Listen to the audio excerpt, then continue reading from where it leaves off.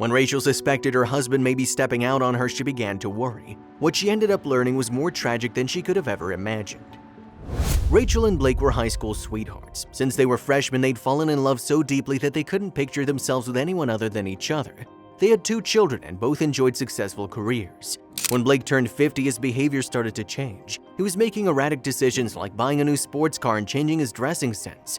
He's just having a midlife crisis, Rachel told herself, but she couldn't shake the feeling that something was amiss. Something's going on with you, Blake. Please just tell me, Rachel said. Nothing's going on, I promise. Just trust me, Blake replied. Rachel could see that something was going on under the surface. Blake had also seemed more frustrated than usual. They promised each other to work on their relationship rather than drifting further apart. Rachel even tried to add some flavor by inviting him out for dinner. I'm thinking we grab a bite to eat, stroll down the boardwalk, and catch a movie like we used to, she texted. All was set for Friday evening when Blake texted back, "You're not gonna believe this, but I need to stay at work until late. I'm not gonna be able to make our date." Rachel was heartbroken and angry. To make matters worse, Blake got home way later than usual and was in a mood. "What's wrong?" Rachel asked. "I can't talk about it right now. Let's just go to bed," Blake replied.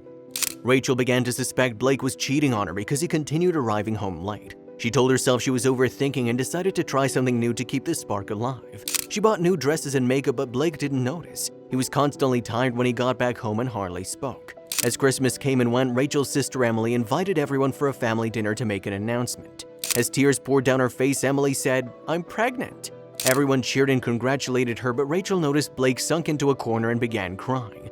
At first, Rachel thought Blake's reaction was purely out of joy, but when she asked if he was okay, he went to sit in the bathroom. Her suspicions grew stronger. Rachel started to believe that Blake was not only being unfaithful, but that he was cheating on her with Emily. As much as she tried, she couldn't hold it together anymore. "Tell me what's going on right now, Blake. I can't take this for another second. Have you been sneaking out on me?" she asked. "Rachel, I'd never do that to you. Please trust me. I just can't talk about it right now," Blake replied. Out of nowhere, Emily burst into the bathroom. Rachel immediately confronted her, but Emily denied that anything was going on. After a short argument, Emily left. That night, Blake and Rachel didn't say a word to each other. They'd always told each other never to go to bed angry, but that night they didn't say a peep. The following morning, Emily called Rachel after Blake had left for work. "I need to be honest with you, Rachel. Do you remember months ago when I asked Blake to come and help me with my electrical problem?" Emily asked. "Yes," Rachel replied. "Well, that day, Blake happened to find some test results of mine from the doctor. I haven't told anyone about it, but I have stage 3 cancer. I've been so afraid to tell anyone because I didn't want the family to worry, but then I found out I was pregnant. I don't know how long I have, but I promise you nothing happened between Blake and me. He's just been keeping this secret for me," Emily revealed. "Oh my goodness, Emily.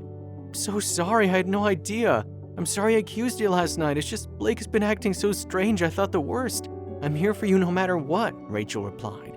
Weeks later, Emily's husband left her after hearing the news, and she had nowhere to go. Rachel and Blake took care of her need during that time. Even when Rachel gave birth and the cancer worsened, they all stayed strong together. Emily's newborn son Gabriel became a part of Rachel and Blake's family. Unfortunately, 2 months after giving birth, Emily passed away. With her last words, Emily said, "Thank you both for everything. Please look after Gabriel for me. Tell him I loved him more than anything." Rachel and Blake adopted Gabriel and constantly reminded him of his mother's words. If you liked the video, please give it a thumbs up and consider sharing it with someone who may find it interesting. Thanks for watching, and I'll see you in the next video.